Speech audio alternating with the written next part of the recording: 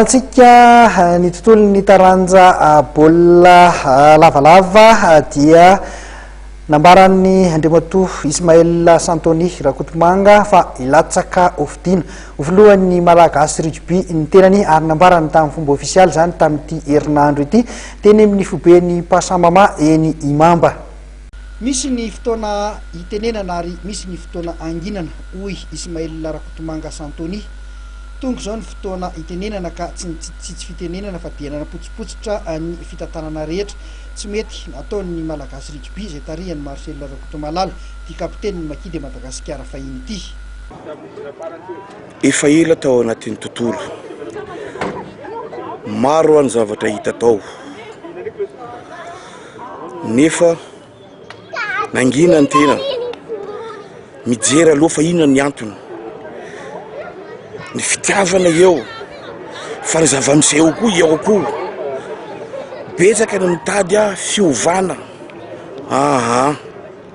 rehefa natosiky ny zaroa mitady fiovana mitady ana resy latra zay fa mila fiovana tokoa ny rugby malagasy fa maninona raha ohatra ka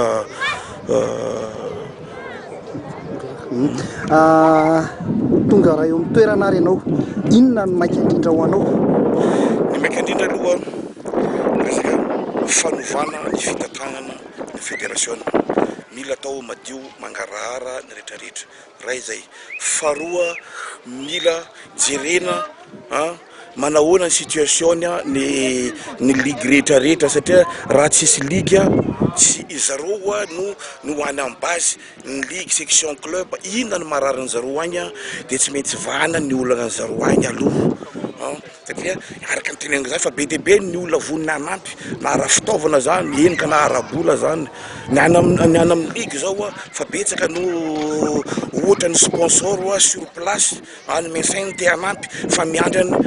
itsika tonga eo amin'ny toerana dia miara-miresaka amin'ny zaroa mifanampiana i zaroa agny eny na dia misy manampy misy hoe tasika sponsor sur place ny ligue party fa ny fédération dia manampy satria asan'ny fédération ny manampy ny ligue party rehetrarehetra satria avy any amin'ny tsy ligue party fa ligue rehetrarehetra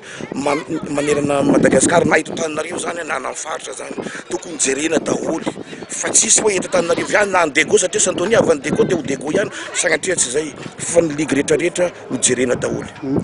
Vonina hiatrika ny fifidianana ve Santony amin'ny rafiny hoe fanatanterahana ny fifidianana satria